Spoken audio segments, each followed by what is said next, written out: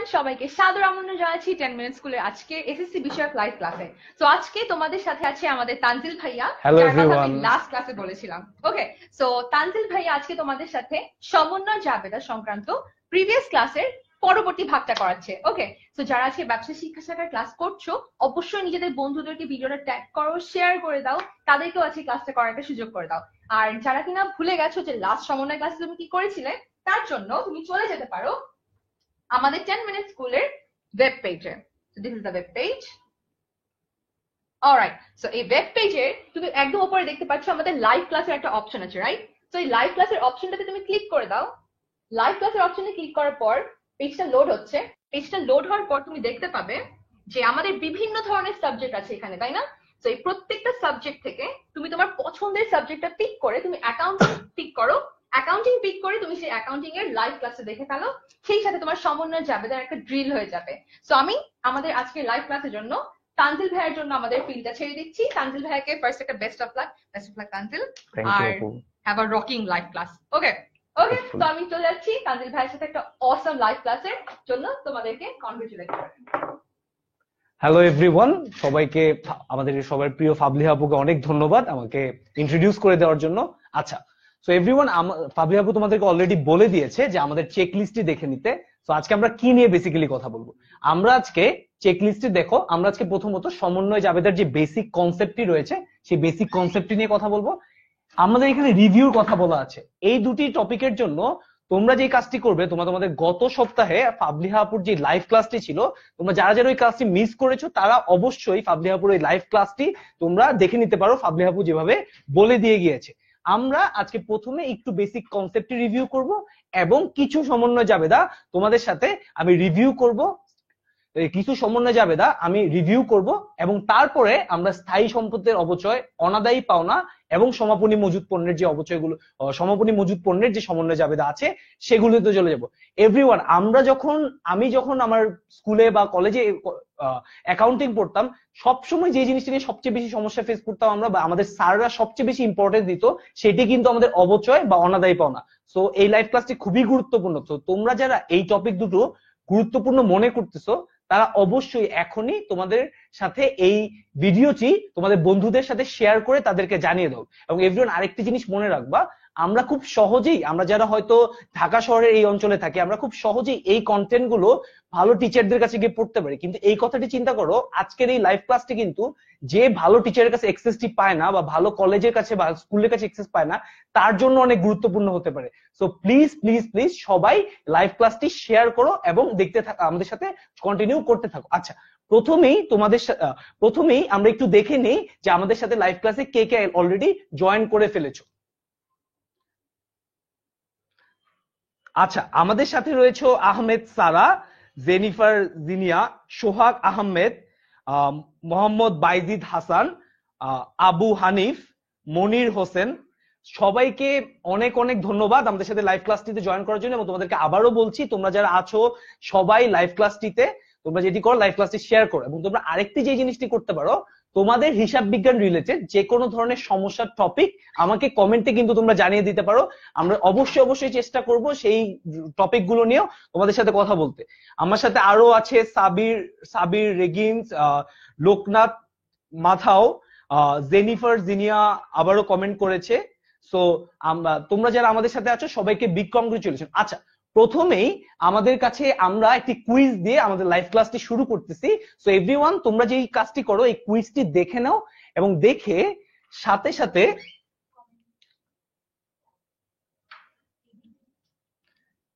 সাথে আমাকে কমেন্ট সেকশনে জানিয়ে দাও যে এই প্রশ্নটির উত্তরটি কি হবে। আমরা প্রথমে একটু প্রশ্নটি যদি দেখি, সমন্বয় জাবেদা আর্থিক বিবরণীর কয়টি পক্ষকে প্রভাবিত করে? বন্ধুরা, অপশন এ, এটা ক লেখা আছে, তোমরা যদি এটিকে তোমরা এই অপশনগুলোকে এ বি সি ডি আকারে আমাকে উত্তর দিতে পারো। অপশন এ একটি, অপশন বি তিনটি, অপশন সি দুইটি, অপশন ডি হচ্ছে খ ও গ, মানে হচ্ছে সি এবং ডি। তো বন্ধুরা, আমি দেখতে চাই যে সবার আগে আমাকে সঠিক উত্তরটি কে দিতে পারে। যখন তোমরা এই উত্তরটি দিচ্ছ, তার মধ্যে আমরা আরো একটু দেখে নিই যে আমাদের সাথে এই মুহূর্তে আরো কারা কারা জয়েন করেছে। আচ্ছা, আমাদের সাথে রয়েছে সাব্বির হাসান নিলয়, আমাদের সাথে রয়েছে এমডি মহিউদ্দিন, আমাদের সাথে রয়েছে শেহনাজ সুসান, আমাদের সুমন সুখন বলেছে ভাই আমি সায়েন্স থেকে এসেছি, অ্যাকাউন্টিং কিছু বুঝি না। সুমন ভাই, সায়েন্স থেকে এসে অ্যাকাউন্টিং সত্য কথা বলতে অনেক সহজ, আপনি আমাদের সাথে থাকেন, আমরা চেষ্টা করব আপনাকে আপনার এই পথে সাহায্য করার জন্য।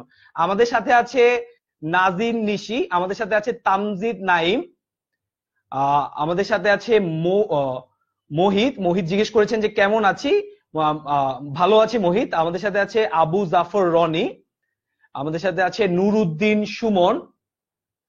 আচ্ছা, আমাদেরকে সবার প্রথম উত্তরটি দিয়েছে হচ্ছে আবু হানিফ উত্তরটি দিয়েছে সি, অর্থাৎ 3টি। তাসজিদ নাইম উত্তর দিয়েছে 3টি। তারপর আমাদেরকে উত্তর দিয়েছে তানজিম আহমেদ, সে উত্তর দিয়েছে ডি। আচ্ছা, খ ও গ। তারপরে শূন্যতার প্রতিশ্রুতি আমাদেরকে উত্তর দিয়েছে বি, সেটি হচ্ছে 3টি। তারপরে আবু জাফর রনি আমাদেরকে উত্তর দিয়েছে সি, মানে 3টি। আচ্ছা, মোহাম্মদ মাহমুদুল আল হুদা উত্তর দিয়েছে বি, মানে 3টি। আচ্ছা আচ্ছা, তার মানে আমাদেরকে সর্বপ্রথম যে সঠিক উত্তরটি দিতে পারছে এবং যে এখন পর্যন্ত একমাত্র সঠিক উত্তর দিতে পেরেছে তার নাম হচ্ছে তানজিম আহমেদ। কংগ্রেচুলেশন তানজিম, তুমি সর্বপ্রথম সঠিক উত্তরটি দিয়েছো, অর্থাৎ আমাদের উত্তরটি হবে ডি, অর্থাৎ খ ও গ। কেন বন্ধুরা উত্তরটি ডি? দেখো, সমন্বয় জাবেদা বেসিক্যালি আর্থিক বিবরণীর একাধিক পক্ষকে ইম্প্যাক্ট করতে পারে। সুতরাং আমাদের প্রথম অপশন যেটি 1 সেটি কখনোই হবে না, কারণ এটি 1। দ্বিতীয় অপশনটি যেটি 2, এটি আমরা কেন সঠিক উত্তর হিসেবে নিচ্ছি না? কারণ 2টির বেশিও পক্ষকে সমন্বয় জাবেদা অনেক সময় ইম্প্যাক্ট করে। আজকে আমরা যে এই সমাপনী মজুদ পণ্য নিয়ে যখন কথা বলবো তখনই তোমরা বুঝতে পারবে। হ্যাঁ, খতে তারপরে যে অপশনটি 3টি, এই 3টিও সঠিক উত্তর না। কেন বন্ধুরা? কারণ 3টির বেশিও সমন্বয় জাবেদা ইম্প্যাক্ট করে থাকে। সুতরাং খ ও গ, অর্থাৎ 2টি 3টি, 2 এবং 3 যে কোনো একটি হতে পারে। অর্থাৎ যেহেতু সমন্বয় জাবেদা একাধিক পক্ষকে ইম্প্যাক্ট করতে পারে, এই কারণে খ এবং গ এই দুটি সঠিক অ্যান্সার। সুতরাং কংগ্রেচুলেশন যে আমাদেরকে সবার প্রথমে উত্তর দিয়েছো, এবং যারা আমাদেরকে সবাইকে উত্তর দিয়েছো তাদেরকেও বিগ কংগ্রেচুলেশন। আশা করি পরবর্তী কুইজগুলোতেও তোমাদের উত্তরগুলো অনেক সঠিক হবে। আচ্ছা বন্ধুরা, আমরা এখন একটু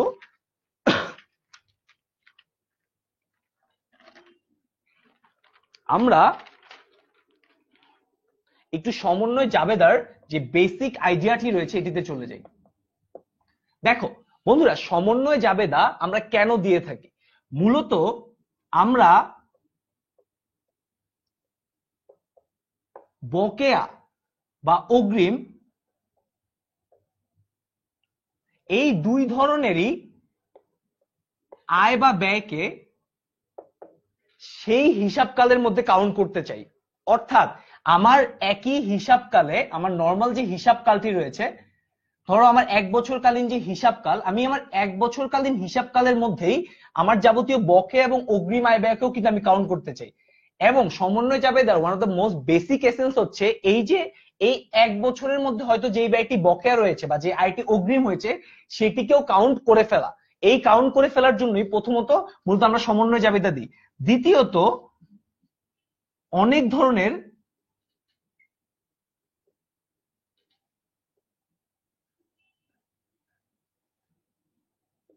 বন্ধুরা অনেক ধরনের সমন্বয় জাবেদা আছে যেগুলোকে আমরা বেসিক্যালি ভুল সংশোধন করি। অর্থাৎ হিসাব নিকাশ করার সময় অনেক সময় আমরা হিসাব রক্ষকরা ভুল করে ফেলি। সো ওই ভুলটা হিসাবকালের শেষে এসে যখন ধরা পড়ে, সেই ভুলটি ঠিক করার জন্য কিন্তু আমরা সমন্বয় জাবেদা দিয়ে থাকি। আরেকটি অপশন হচ্ছে মিস। আমরা অনেক সময় বন্ধুরা অনেক ধরনের হিসাব নিকাশ, অনেক ধরনের আর্থিক ঘটনা মিস করে ফেলি। অর্থাৎ আমরা হয়তো পণ্য ক্রয় করা হয়েছে, সেই পণ্য ক্রয়টি হিসাব রক্ষক এই লেনদেনটিকে মিস করে ফেলেছে। সো এই যাবতীয় যে ভুলগুলো বা অগ্রিম বা বকেয়াগুলো অ্যাড্রেস করার জন্যই কিন্তু মূলত আমরা সমন্বয় জাবেদাটি দিয়ে থাকি। সো আমরা আশা করি তোমরা বুঝতে পেরেছো যে সমন্বয় জাবেদাটি আমরা কেন দিই। আচ্ছা বন্ধুরা, এখন আমরা একটু আরেকবার প্রিভিয়াসে তোমাদের যে ফাবলিহা ক্লাসটি যে ছিল সেই ক্লাসের রিভিউতে চলে যায়। আবারও বলে দিচ্ছি বন্ধুরা, তোমরা যারা ফাবলিহাপুর আগের ক্লাসটি মিস করেছো তারা সকলেই 10 মিনিট স্কুলের ওয়েবসাইটে গিয়ে আমাদের যে লাইভ ক্লাসের যে অপশনগুলো রয়েছে সেই লাইভ ক্লাসের অপশনটি থেকে খুব ইজিলি সেই লাইভ ক্লাসটি দেখে নিতে পারো, তাহলেই তোমরা সেই লাইভ ক্লাসটি পেয়ে যাবে। আচ্ছা বন্ধুরা, এখন আমরা আগের ক্লাসে যে বকেয়া আয় বকেয়া ব্যয়ের যে সমন্বয়গুলো ফাবলি আপু তোমাদেরকে দেখিয়েছেন সেগুলো নিয়ে একটু রিভিউ নিব। তার ঠিক আগে তোমাদের জন্য আরেকটি কুইজ আছে। আমি দেখতে চাই যে তোমরা কারা কারা আগের লাইভ ক্লাসটি দেখে সেইটি বুঝতে পেরেছো। বন্ধুরা, তোমাদের জন্য এখন যে কুইজটি,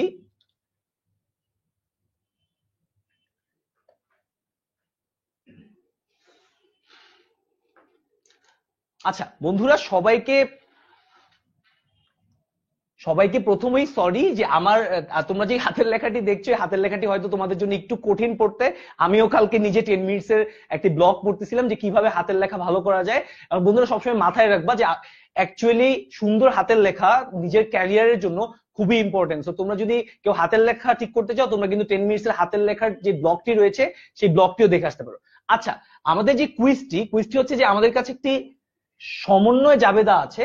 সমন্বয় জাবেদাটি হচ্ছে 3 মাসের ভাড়া আয় বকেয়া রয়েছে, মাসিক ভাড়া 1000 টাকা। বন্ধুরা একটু খেয়াল করার চেষ্টা করো, ভাড়া আয় বকেয়া আছে 3 মাসের এবং মাসিক ভাড়া বলা আছে 1000 টাকা।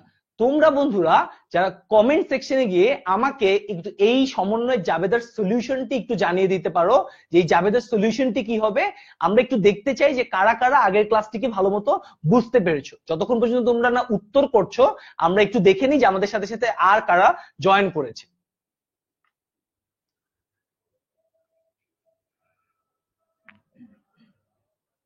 আচ্ছা, আমাদের সাথে আছে সুস্মিতা জাহান, আমাদের সাথে আছে তানভীর আহমেদ। সে বলছে বাকি লাইভ ক্লাসগুলো কখন হবে। তানভীর, তোমার জন্য জানিয়ে দিই, আমাদের 10 মিনিট স্কুল লাইভের যে গ্রুপটি রয়েছে এই গ্রুপে তুমি জয়েন করতে পারলেই তুমি সব সময় জেনে যেতে পারবে আমাদের লাইভ ক্লাসের স্কেডিউল গুলো কি, এবং সাধারণত আমাদের লাইভ ক্লাসগুলো এই সময় হয়ে থাকে। সো তুমি একটু কষ্ট করে আমাদের 10 মিনিট স্কুলের যে লাইভ ক্লাসের যে গ্রুপটি রয়েছে সেই গ্রুপটিতে জয়েন করে ফেলো। আচ্ছা, মাহফুজুল ইসলাম নাবিল আমাদের সাথে জয়েন করেছে। আমাদের সাথে জয়েন করেছে তানভীর আহমেদ। আমাদের সাথে শফিউল শুভ, তোমাদের সবার প্রিয় শফিউল শুভ ভাইয়া জয়েন করেছে।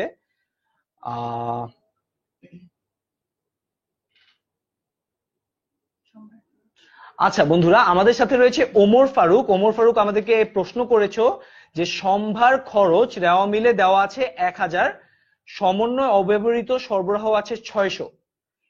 যদি এই সমন্বয় জাবেদা করি তাহলে হিসাব সমীকরণে কি পড়বে? ওমর, তোমার জন্য যে জিনিসটি জানতে হবে যে যেহেতু তোমার অব্যবহৃত মণিহারি আছে 600 টাকা, তার মানে তোমার সেই বছরে মণিহারি খরচ হচ্ছে 400 টাকা, কারণ তোমার সম্ভারে ছিল 1000 টাকার মণিহারি।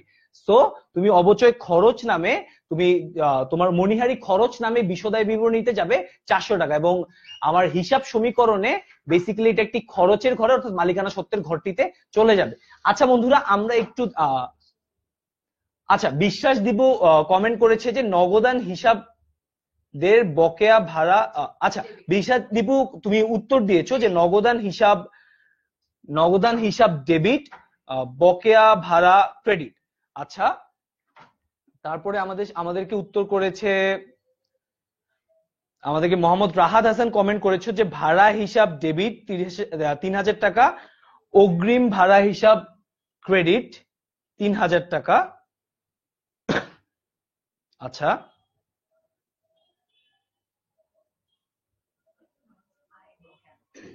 হ্যাঁ, সো আমাদেরকে মোহাম্মদ সাদি কমেন্ট করেছে যে 3000 টাকা হবে। হ্যাঁ বন্ধুরা, টাকার অঙ্কটি 3000 হবে। সাবরিনা ইসলাম কমেন্ট করেছো যে 3000 টাকা।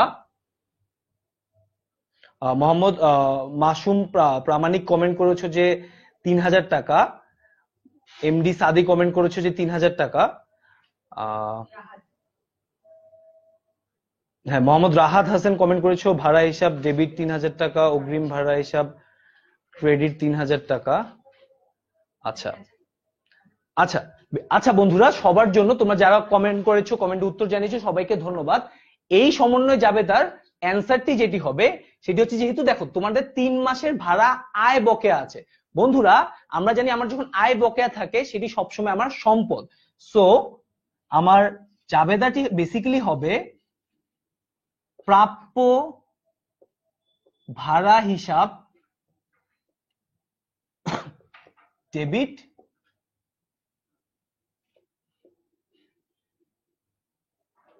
এবং ভাড়া আয় হিসাব ক্রেডিট। আচ্ছা আমরা একটু যদি কুইজের প্রশ্নটি সরিয়ে নিই তোমাদের জন্য সুবিধা হবে।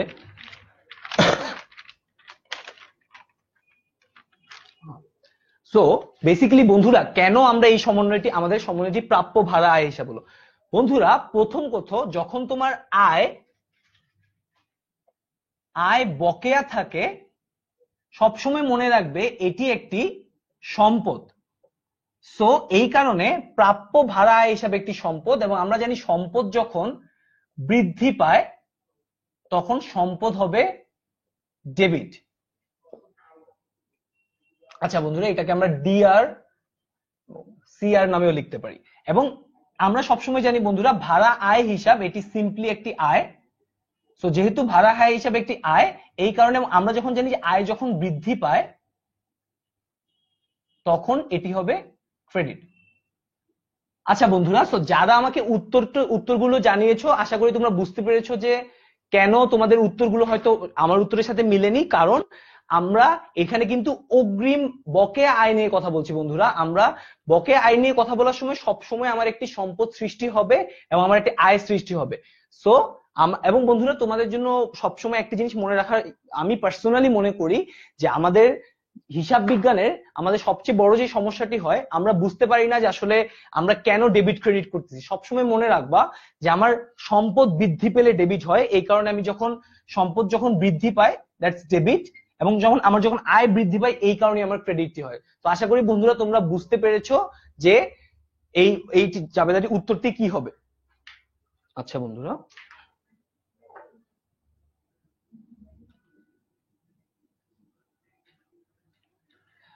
আচ্ছা বন্ধুরা, তোমাদেরকে আবারও বলে দিই, তোমরা যারা আমাদের সাথে লাইভ ক্লাসে জয়েন করেছো তাদেরকে সবাইকে বিগ কংগ্রেচুলেশন। এবং তোমরা যদি মনে করো যে এই লাইভ ক্লাসটি তোমাদের জন্য ইম্পর্টেন্ট এবং কাজে দিচ্ছে, তোমরা প্লিজ তোমাদের বন্ধুদেরকে শেয়ার করে এবং কমেন্টে মেনশন করে জানিয়ে দাও, যাতে তোমার বন্ধুরা আমাদের সাথে এই লাইভ ক্লাসটিতে জয়েন করতে পারে। আচ্ছা বন্ধুরা, আমরা আজকে একটু, যেহেতু বকেয়া আয়ের সমন্বয় জাবেদা করলাম, আমরা আজকে একটু বকেয়া খরচের সমন্বয় জাবেদা দেখি। বন্ধুরা, বকেয়া খরচের সমন্বয় জাবেদা, আমি এক্সাম্পল হিসেবে এখানে বকেয়া বেতনকে ধরে নিতে পারি। সো ধরো যে আমরা বকেয়া বেতনের সমন্বয় জাবেদাটি দিচ্ছি। আচ্ছা বন্ধুরা, বকেয়া বেতনের সমন্বয় জাবেদাটি কি হবে? বকেয়া বেতনের সমন্বয় জাবেদা হবে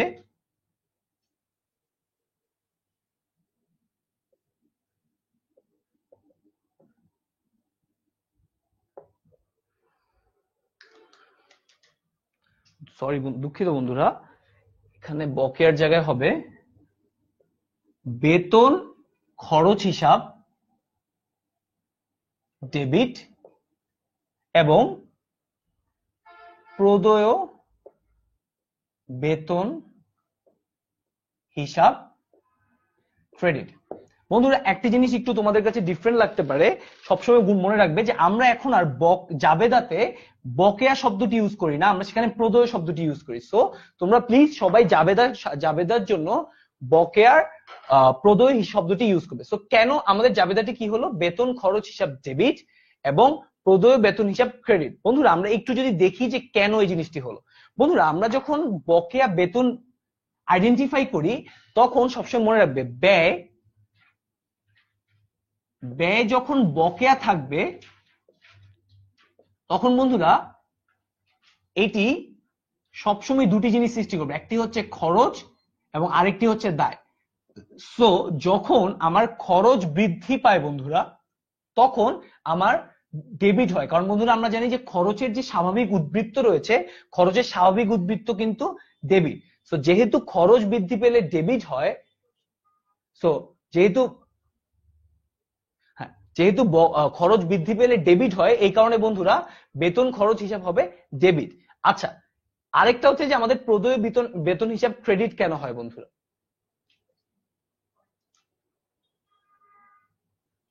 আচ্ছা বন্ধুরা, আমাদের প্রদেয় বেতন হিসাব ক্রেডিট কেন, প্রদেয় হিসাব বেতন হিসাব ক্রেডিট বন্ধুরা? আচ্ছা, কেন প্রদেয় বেতন হিসাব ক্রেডিট হয়েছে এটি তোমরা আমাকে কমেন্ট সেকশনে জানিয়ে দিতে পারো। আমরা একটু দেখে নিই যে কারা কারা হচ্ছে কমেন্ট সেকশনে আমাকে সঠিক উত্তরটি জানাতে পেরেছো। তার পর্যন্ত আমি আবার একটু দেখে নিই যে তোমাদের কোন কোন বন্ধুরা আমাদের সাথে লাইভে আবার জয়েন করেছে।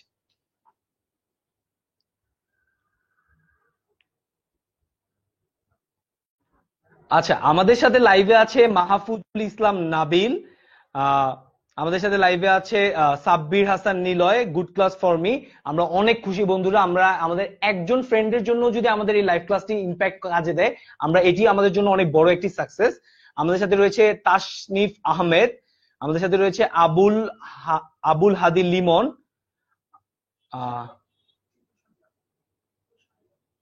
হ্যাঁ আমাদের সাথে রয়েছে, আমাদেরকে এক বন্ধু প্রশ্ন করেছেন যে বকেয়া কি প্লাস হয় কিনা, অর্থাৎ মানে আহ, বন্ধুরা বকেয়া খরচ কি প্লাস হয় কিনা বন্ধুরা? আসলে প্রথমত বকেয়া খরচ, আমার যখন বকেয়া হয়ে থাকে তখন আমার খরচ বৃদ্ধি পায়, কারণ আমার যদি খরচ যদি বকেয়া থেকে থাকে তার মানে আমার খরচটি বকেয়া থাকার কারণে আমার খরচটি বৃদ্ধি পায়। আমার যদি আয়ও বকেয়া বেড়ে থাকে তাহলে আমার আয় বৃদ্ধি পায়। সো হ্যাঁ বন্ধুরা, বকেয়া যদি থাকে তার মানে আমাদেরকে পজিটিভ কন্ট্রিবিউশন হয়, তো এই কারণে বকেয়াটি প্লাস হয়ে থাকে। আচ্ছা, আমরা একটু দেখে নিই যে আমাদের কারা উত্তরটি দিয়েছে। আচ্ছা, ওমর ফারুক আবার প্রশ্ন করেছে যে অনর্জিত ভাড়া 5,000 টাকা সমন্বয় জাবেদা কি হবে? বন্ধুরা, অনর্জিত ভাড়ার 5,000 টাকার যে সমন্বয় জাবেদাটি সেটি খুব সিম্পল। আমার ভাড়াটি যেহেতু অর্জিত হয়নি, এটি আমার কাছে একটি দায়। সো সো এই কারণে আমার অনর্জিত ভাড়াটি আমার একটি দায় সৃষ্টি হবে, এবং আমার যেহেতু ভাড়াটি অর্জিত হবে, আমার ভাড়াটি আমাকে দিতে হবে, সেই কারণে সেটি একটি খরচও হতে পারে। আচ্ছা, তো আমি প্রশ্ন করেছিলাম যে কেন হচ্ছে প্রদেয় হিসাব হবে। এখানে আমাদেরকে নাজদিন নিশি কমেন্ট করেছে যে লায়াবিলিটি ইনক্রিজ, তাই। আচ্ছা, মোহাম্মদ ফারজানা রাখি, আচ্ছা বন্ধুরা, ফারজানা রাখি তোমাকে অনেক কংগ্রেচুলেশন। হ্যাঁ, ফারজানা রাখি বলেছে যে ক্রেডিটে যাবে। হ্যাঁ, ফারজানা রাখির উত্তরটি সঠিক। এই প্রদেয় বেতন হিসাব ক্রেডিট হয়েছে তার প্রথম রিজন দায় বৃদ্ধি পেয়েছে, এবং আমরা জানি বন্ধুরা দায় যখন বৃদ্ধি পায় তখন একটি ক্রেডিট হয়। বন্ধুরা, এই একটা জিনিস একটু মাথায় রাখবে, আমি এই জিনিসটি তোমাদের জন্য একটু অ্যাড করে দিই। যে কোনো উদ্বৃত্ত, যে কোনো হিসাব তার স্বাভাবিক, সে যদি বৃদ্ধি পায় তাহলে তার স্বাভাবিক উদ্বৃত্ত হবে। অর্থাৎ তোমার ব্যয় বৃদ্ধি পেলো, ব্যয়ের স্বাভাবিক উদ্বৃত্ত ডেবিট, জাবেদা ডেবিট হবে। তোমার আয় বৃদ্ধি পেলো, আয়ের স্বাভাবিক উদ্বৃত্ত ক্রেডিট, সো আয় ক্রেডিট হবে। তোমার দায় বৃদ্ধি পেলো, তোমার দায়ের স্বাভাবিক উদ্বৃত্ত ক্রেডিট, সো দায়ের এই জাবেদাটিতে এটি ক্রেডিট হবে। সো আশা করি বন্ধুরা তোমরা বুঝতে পেরেছো যে বকেয়া খরচ এর যদি জাবেদা হয় তাহলে সেটি যেটি হবে যে এটিকে যদি আমি বেতন খরচ হিসেবে দিই তাহলে হচ্ছে বেতন খরচ হিসাব ডেবিট, প্রদেয় বেতন হিসাব ক্রেডিট। আচ্ছা বন্ধুরা, যদি আমার বেতন না থাকতো তাহলে যেটি হতো খুব সিম্পলি, এখানে বেতনের জায়গায় হবে সংশ্লিষ্ট। সো আর কি, এখানে এটি হচ্ছে ইন জেনারেল। সো মানে সংশ্লিষ্ট খরচ হিসাবে হবে ডেবিট। এই সংশ্লিষ্ট খরচ বেতন হতে পারে, এই সংশ্লিষ্ট খরচ তোমার যে কোনো ধরনের ভাড়া হতে পারে, ভাড়া খরচ হতে পারে, যাতায়াত খরচ হতে পারে। তো সংশ্লিষ্ট খরচ হিসাব ডেবিট, প্রদেয় সংশ্লিষ্ট হিসাব ক্রেডিট। তো এটি হচ্ছে তোমাদের ইন জেনারেল। তোমরা যদি নোট করে রাখতে চাও তো নোট করে রাখতে পারো যে সংশ্লিষ্ট খরচ হিসেবে ডেবিট এবং প্রদেয় সংশ্লিষ্ট খরচ হিসেবে ক্রেডিট। আচ্ছা বন্ধুরা,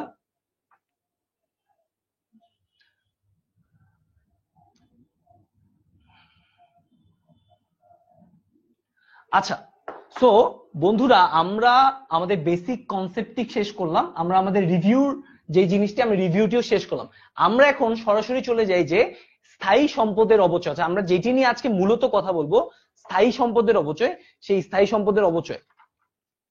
আচ্ছা বন্ধুরা, স্থায়ী সম্পদের অপচয়।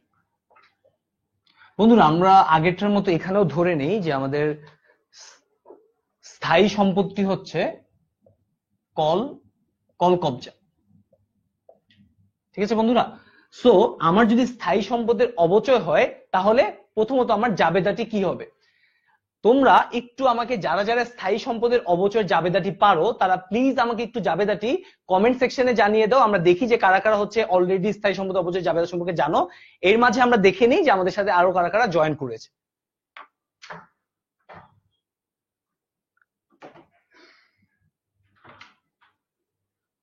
আচ্ছা, আমাদের তৌহিদুল ইসলাম কমেন্ট করেছে যে ভাই আমি কিভাবে জাবেদা গুলো মনে রাখবো। আমি আবারও বললাম বন্ধুরা যে জাবেদা মনে রাখার জন্য সবচেয়ে বেশি তোমার ভালোভাবে যে বুঝতে হবে যে কেন একটি জাবেদা আমি কোনটি ডেবিট এবং কোনটি ক্রেডিট করে থাকি। এবং আরেকটি জিনিস বন্ধু তোমার জন্য এটি সব পড়ালেখার জন্য যে প্লিজ প্লিজ প্লিজ অ্যাকাউন্টিং এর জন্য জাবেদা প্র্যাকটিস করতে থাকো। তোমার জাবেদা যদি ক্লিয়ার আউট থাকে তোমাকে অ্যাকাউন্টিং এ কেউ কখনো আটকাতে পারবে না। আচ্ছা, আমাদের সাথে আছেন যে মোহাম্মদ রাহাত হোসেন, ইভিল সোউল আছে আমাদের সাথে, ফারজানা রাখি আছে, Rafiqul Islam Rafiq, good platform from new generation, thank you বন্ধু।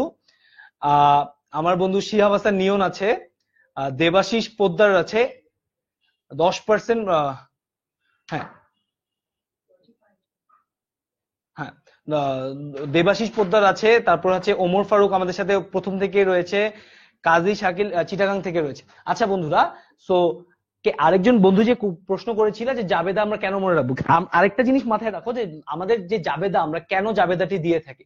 বন্ধুরা সবসময় মনে রাখবে যে জাবেদা দেওয়ার মাধ্যমে আমি আমার যে কোনো একটি লেনদেনকে, অর্থাৎ ধরো আমার যে কোনো একটি লেনদেন, এই লেনদেনটিকে আমি দুটি ভাগে ভাগ করতে পারি যে আমার একটা পাশে ডেবিট হবে একটা পাশে ক্রেডিট হবে। এটি কেন ইম্পর্টেন্ট? কারণ এই জাবেদার ইম্প্যাক্ট গুলো বেসিক্যালি আমাদের আর্থিক বিবরণীতে হয়। সো তোমার যে কোনো ধরনের জাবেদা আমার যত ধরনের আর্থিক বিবরণী রয়েছে সেই আর্থিক বিবরণীতে হয়ে থাকে। তো এই কারণে আমি জাবেদা দিই। আচ্ছা, ওমর ফারুক কমেন্টে জিজ্ঞেস করেছে যে ইজারা সম্পদের ক্ষেত্রে অবচয় না করে অবলোপন কেন করি। দেখো বন্ধুরা, আমরা বেসিক্যালি যে কোনো ধরনের ভূমি কিংবা আমাদের যে কোনো ধরনের যে ফিজিক্যাল যে সম্পদগুলো রয়েছে, দালান কোঠা রয়েছে, এই ধরনের সম্পদগুলোতে আমরা অবচয় করি না। আমরা অবচয় এই ধরনের সম্পদগুলো করি, ধরো এই মার্কারটা, কারণ আস্তে আস্তে এই মার্কারটির ক্ষয় সাধন হয় এবং এই আমরা মার্কার বা চেয়ার এই ধরনের জিনিস করার জন্য হচ্ছে আমি করি। এবং বন্ধুরা যে জিনিসগুলো ট্যানজিবল রয়েছে, অর্থাৎ যে জিনিসগুলো ট্যানজিবল সেই জিনিসগুলোর উপরে আমি মূলত অবলোপনটি করে থাকি। অর্থাৎ আমার ভূমির উপর অবলোপন হয়, আমার বিল্ডিং এর উপর অবলোপন হয়, বা ইজারা নেওয়া যে সম্পত্তি সেই সম্পদের উপর অবলোপন হয়। আচ্ছা, তোমাদেরকে প্রশ্ন করেছিলাম যে এই জাবেদাটির কেউ জানো কিনা।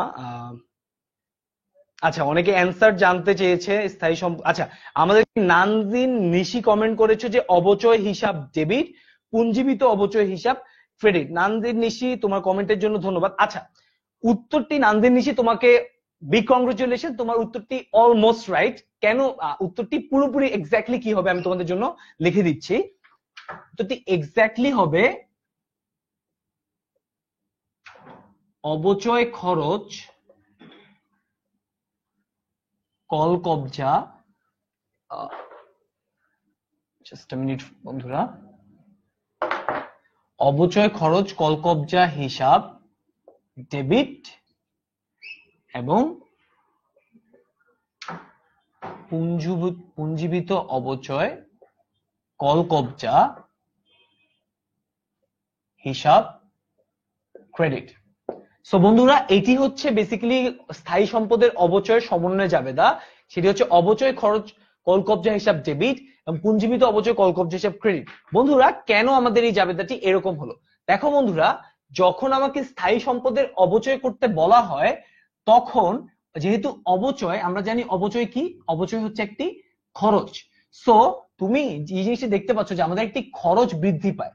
সো খরচ যখন বৃদ্ধি পায় অটোমেটিক্যালি এই খরচটি ডেবিট হয়, অর্থাৎ অবচয় খরচ নামে একটি খরচ ইনক্লুডেড হয়। এই কারণে অবচয় খরচ কল কবজা হিসাব হয় ডেবিট। এখন বন্ধুরা, পুঞ্জীবিত অবচয় কল কবজা হিসাব ক্রেডিট কেন হয়? বন্ধুরা, তোমরা যারা অবচয়ের কনসেপ্টটি জানো, আমরা জানি যে আমরা এই অবচয়টিকে ধীরে ধীরে জমানোর চেষ্টা করি, আমরা একটি পুঞ্জীবিত ফান্ড করার চেষ্টা করি।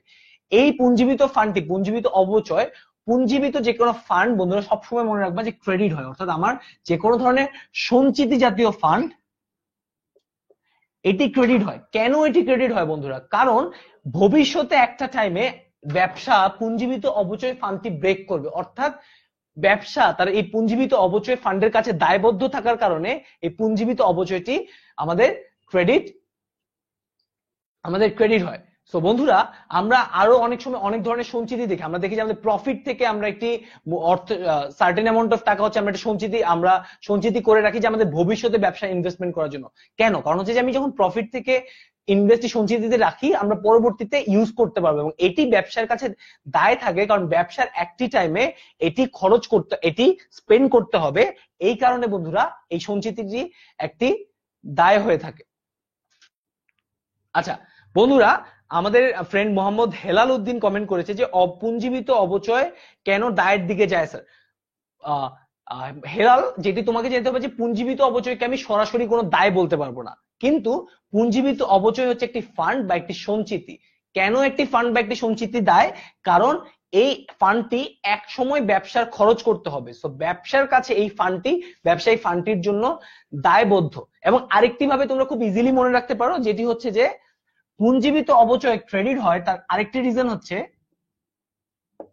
এটি একটি প্রতিসম্পদ, যাকে আমরা কন্ট্রা সম্পদও বলে থাকি। তোমরা হয়তো অনেকে এই টার্মটি জানো যে কন্ট্রা সম্পদ বা প্রতিসম্পদ। পুঞ্জীবিত অবচয় যেহেতু আমরা একটি সম্পদের এগেইনস্টে তৈরি করি, এই কারণে পুঞ্জীবিত অবচয়কে আমরা প্রতিসম্পদ বা কন্ট্রা সম্পদ বলতে পারি। সো এবং বন্ধুরা একটা জিনিস সবসময় মনে রাখো যে কন্ট্রা সম্পদ সবসময় ক্রেডিট হয়, বা সম্পদ যেহেতু ডেবিট এই কারণে কন্ট্রা সম্পদ সবসময় ক্রেডিট থাকবে। আশা করি বন্ধুরা তোমরা বুঝতে পেরেছো যে স্থায়ী সম্পত্তির অবচয়ের জাবেদাটি কি। আচ্ছা, সো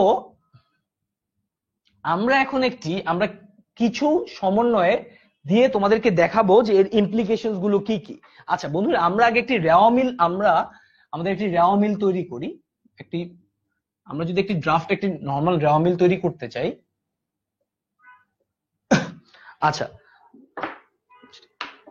ধরো এই রেওয়া মিলের দুটি আইটেম, একটি হচ্ছে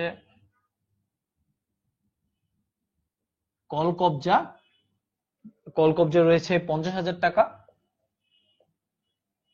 এবং আরেকটি হচ্ছে পুঞ্জীভূত অবচয়, এটি হচ্ছে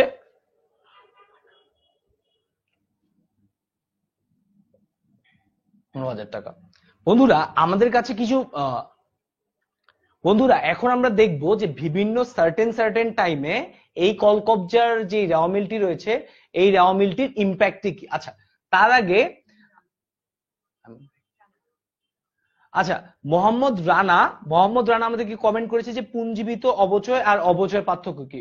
রানা, তোমার জন্য বলে দিই যে পুঞ্জীবিত অবচয় হচ্ছে একটি প্রতিসম্পদ বা কন্ট্রা সম্পদ বা একটি ফান্ড, আর অবচয় হচ্ছে একটি খরচ যেটি ব্যবসা থেকে রেগুলারলি হয়। কারণ অবচয় হচ্ছে ধরো তোমার এই মার্কেটটি যে দিনে দিনে খরচ হচ্ছে, এই খরচের কারণে এই মার্কেটটি ইউজ করার কারণে মার্কেটটি আস্তে আস্তে ডিকে হয়। এই ডিকেটি ব্যবসা যেই উপায়তে অ্যাড্রেস করে সেটি হচ্ছে অবচয় খরচ, এবং আমি যে ফান্ডটি তৈরি করি এই ডিকেটি পরবর্তীতে রিকভার করার জন্য সেটি হচ্ছে আমার পুঞ্জীবিত অবচয়। বন্ধুরা খুব সিম্পলি আরেকটা জিনিস মনে রাখবে যে অবচয় খরচ সবসময় একটি ডেবিট এবং পুঞ্জীবিত অবচয় সবসময় একটি ক্রেডিট হবে। আচ্ছা আমরা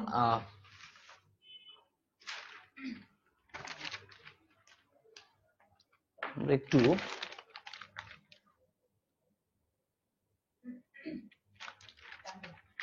আচ্ছা ঠিক আছে আমরা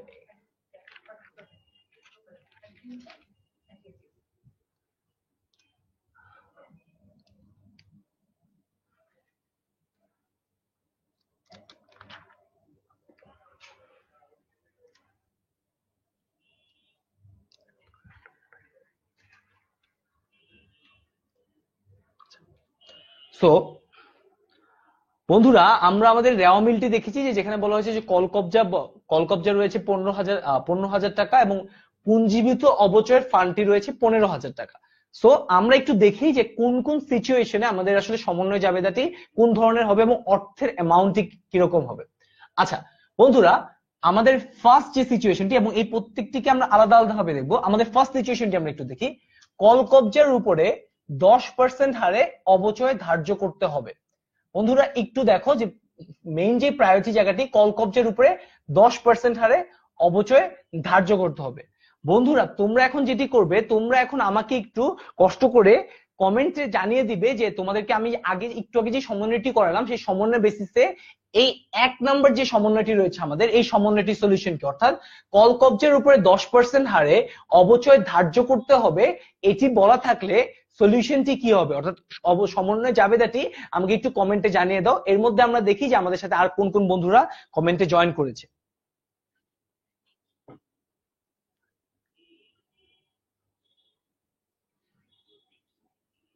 আচ্ছা, আমাদেরকে কানাই পোদ্দার কানাই পোদ্দার কমেন্ট করেছে যে accumulated depreciation is liability because money is taken from profit.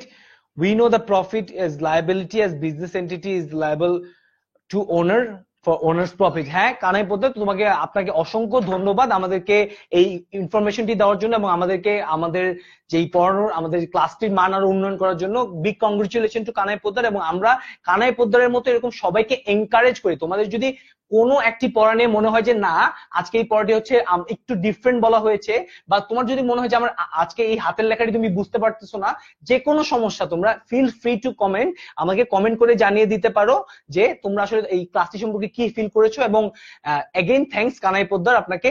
আচ্ছা, আমাদেরকে কমেন্টে উত্তর দিয়ে সুস্মিতা জাহান 5000, আচ্ছা সুস্মিতা জাহান আমাকে টাকার অ্যামাউন্টটি বলেছেন যে 5000।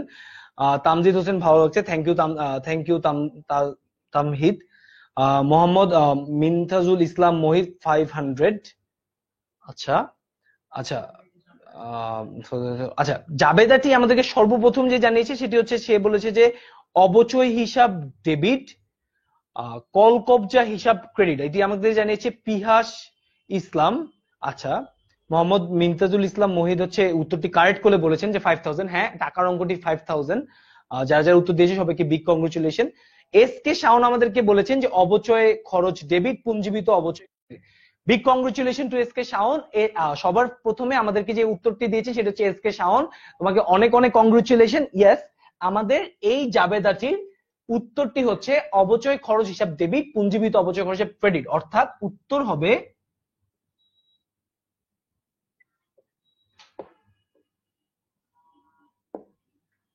অবচয় খরচ হিসাব ডেবিট কত টাকা, 5000 টাকা, এবং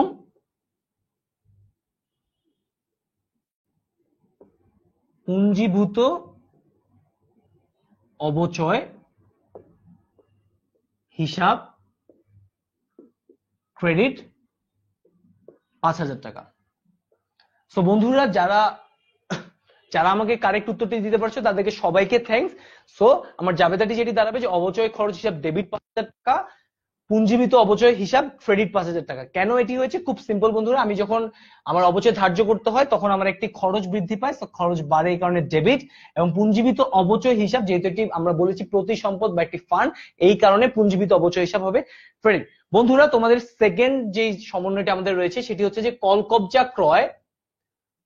তোমরা যারা দেখতেছো কল কবজা ক্রয়, এইখানে বন্ধুরা যে ইম্পর্টেন্ট জিনিস, 2017 সালের এপ্রিল 1, অর্থাৎ বন্ধুরা 2017 সালের এপ্রিল 1 তারিখে কল কবজা ক্রয় করা হয়েছে।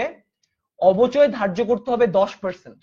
বন্ধুরা তোমরা আমাকে এই জাবেদাটির জন্য, এই অবস্থার জন্য শুধু একটা জিনিস জানিয়ে দাও, এই জাবেদাটির টাকার অ্যামাউন্টটি কত হবে। বন্ধুরা আমাদেরকে মনে রাখতে হবে 2017 সালের এপ্রিল 1 তারিখে কল কবজাটি ক্রয় করা হয়েছে এবং আমরা 2017 সালে রয়েছে, অর্থাৎ 2017 সালের হিসাব নিকাশ করতেছি। তো প্লিজ সবাই একটু তাড়াতাড়ি জানিয়ে দাও আমাদের এই টাকার অ্যামাউন্টটি কত হবে। আমরা এর মধ্যে একটু দেখে নিই যে আর কারা কারা আমাকে জয়েন করেছে।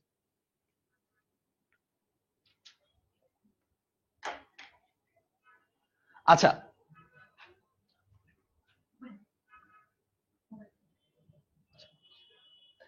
আচ্ছা বন্ধুরা আমাদের সাথে এস কে শাওন আমাকে থ্যাঙ্কস দিয়েছে। এস কে শাওন ভাইয়া অনেক ওয়েলকাম তোমাকে। আচ্ছা আমাদেরকে পরবর্তীতে সঠিক উত্তর দিয়েছে না, প্রশ্ন করেছে এমডি সাজিদ অবচয় হিসাব ডেবিট, পুঞ্জীবিত অবচয় হিসাব ক্রেডিট। আমরা পরবর্তী পুঞ্জীবিত অবচয় হিসাব ক্রেডিট। শাওনকেও অনেক ধন্যবাদ। বন্ধুরা তোমরা একটু ঝটপট উত্তর দিয়ে জানিয়ে দাও যে এই উত্তরটি কি হবে।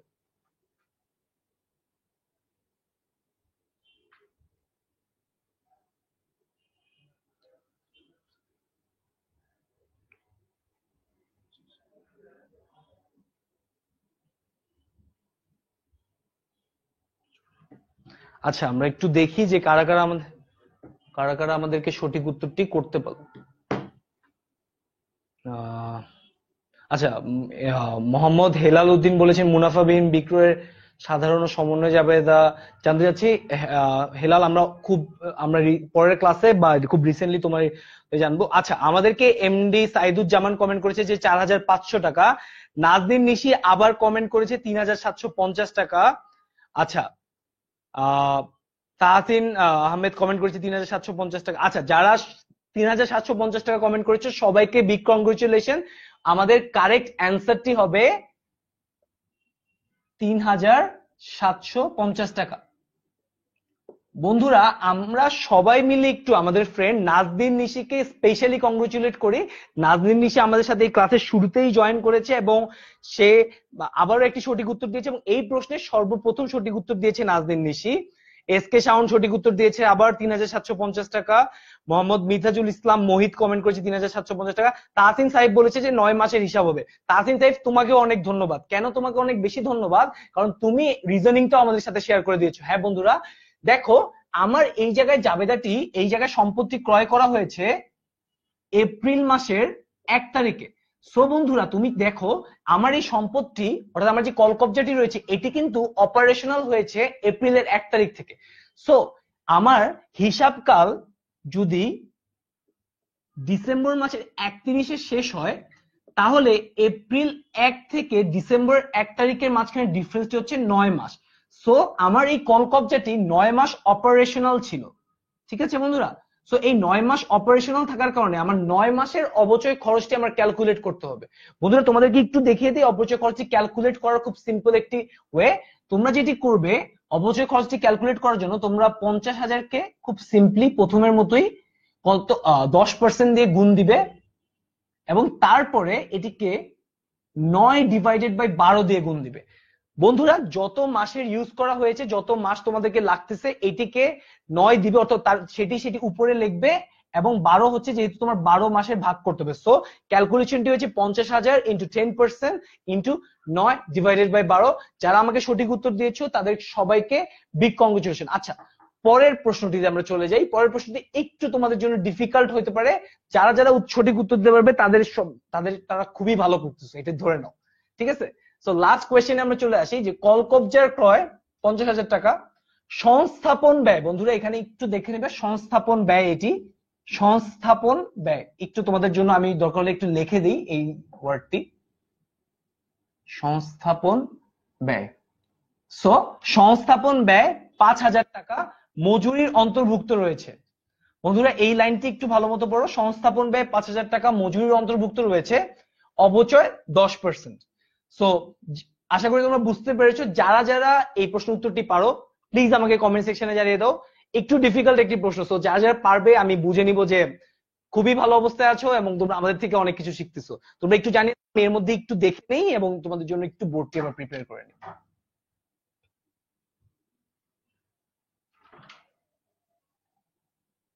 আচ্ছা আমরা একটু রাও মিলটাও মোছা হয়ে গেছে, সমস্যা নেই।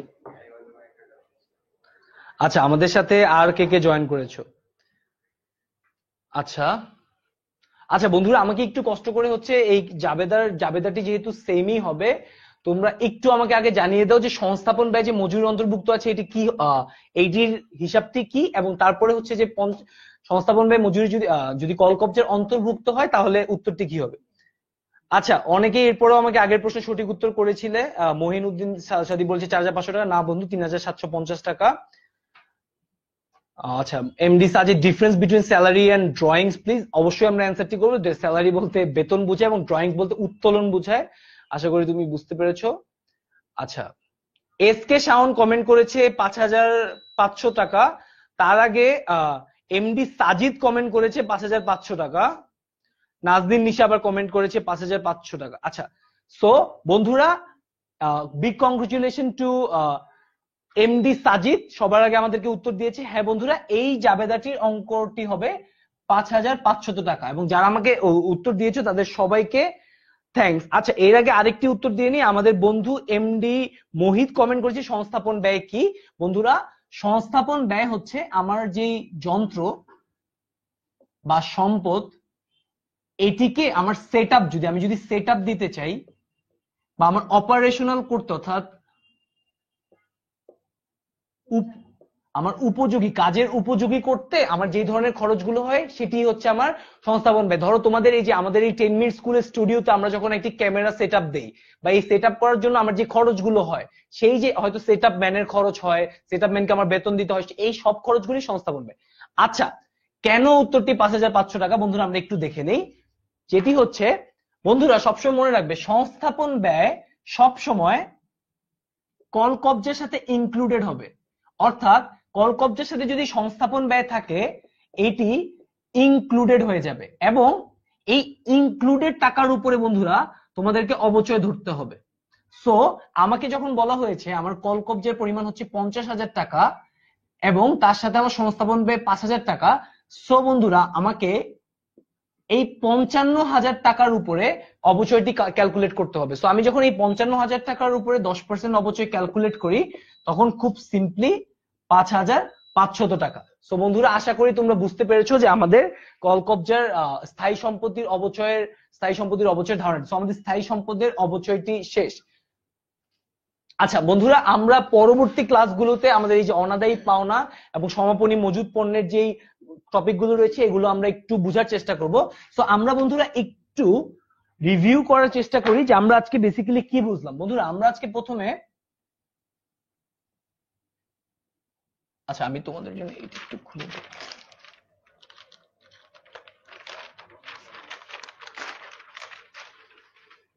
আমরা সমন্বয় জাবেদা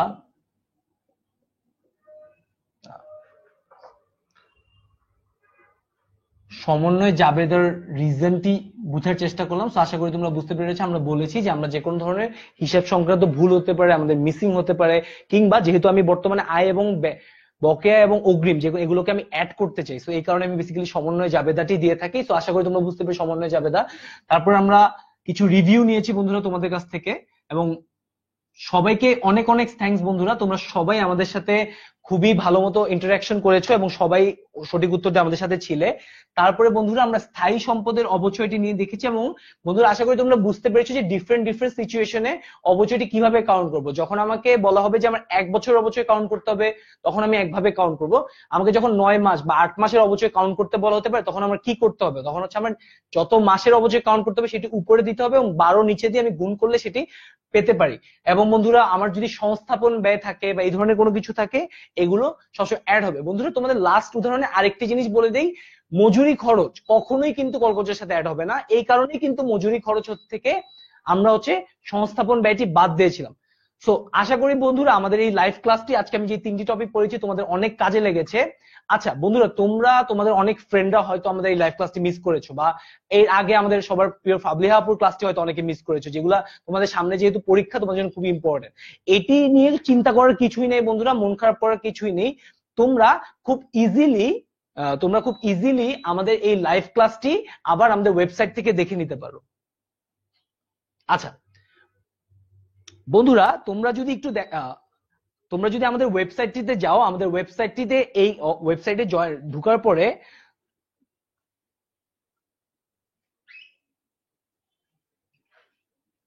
আচ্ছা আমাদের ওয়েবসাইটটিতে ঢোকার পরে দেখবে যে এইখানে একটি লাইভ ক্লাসের অপশন রয়েছে। সো তোমরা যদি লাইভ ক্লাসের অপশনটিতে ক্লিক করো, দেখো এখানে তোমাদের যে সাবজেক্ট লাগে, অনেকে আজকে সায়েন্সের কথা বলতেছিল, সায়েন্সের সাবজেক্ট গুলো রয়েছে, অর্থায়ন রয়েছে, ব্যবস্থাপনা রয়েছে। এই ক্লাসগুলোতে তোমরা যদি ক্লিক করো তাহলেই হচ্ছে দেখো বন্ধুরা তোমাদের কাছে একদম প্লেলিস্টই চলে আসবে প্রতিটি লাইভ ক্লাসের। সো আশা করি বন্ধুরা তোমরা ওয়েবসাইটটিতে গিয়ে তোমাদের যদি কোনো লাইভ ক্লাস মিস হয়ে থাকে সেটি দেখে নিবে, এবং যদি মিস হয়ে না থাকে বিগ কংগ্রেচুলেশন, তোমরা আমাদের সাথে রয়েছো। এবং বন্ধুরা সবসময় মনে রাখবে এই লাইভ ক্লাসগুলো তোমার কাছে যতটা ইজিলি অ্যাক্সেসেবল, একটু চিন্তা করবে বন্ধুরা, অনেকের কাছে একটু ইজিলি অ্যাক্সেসেবল না। তুমি আজকে যতটা তোমার ভালো একটি কোচিং এবং ভালো একটি টিচারের কাছে গিয়ে পড়তে পারো, এটি অনেকের কাছে অ্যাক্সেসিবল না। এই জিনিসটি কার জন্য ইম্পর্টেন্ট বন্ধুরা? যেই মানুষটি হয়তো আজকে একটু ফেসবুক অ্যাকাউন্ট রয়েছে, বাট ওর হয়তো আজকে একটি ভালো টিচার ওর ওই এলাকাতেই নাই, সেই লোকটির জন্য তুমি চিন্তা করো, তোমার এই শেয়ার করা ভিডিওটি যদি তার কাছে যায়, সেটি তার পড়ালেখার জন্য কতটা ইম্পর্টেন্ট হবে বন্ধুরা। সো বন্ধুরা, আমরা এই জিনিসটা একটু সবসময় মাথায় রাখি যে আমরা নিজেরাও শিখি, আমরা সবাইকে শিখাতে থাকি, এবং বন্ধুরা আশা করি পরবর্তী লাইভ ক্লাসগুলোতে সবাই আমাদের সাথে জয়েন করবে। থ্যাংক ইউ বন্ধুরা, আমরা আমাদের লাইভ ক্লাসটা এখানেই শেষ করছি। থ্যাংক ইউ বন্ধুরা।